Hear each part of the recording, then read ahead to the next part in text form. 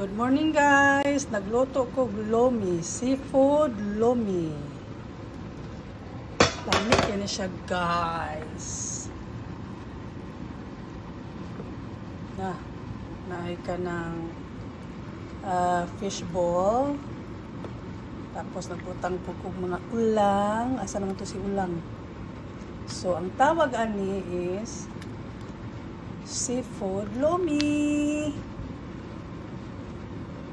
Uy, huwag mo din ko kako anong cornstarch dahil no. Tangan din ako ni cornstarch para malapot ni siya. Nauna ang itlog, dapat cornstarch ito una dahil dayon. Okay raw eh. Lamig gihapon ni siya. Lamig gihapon.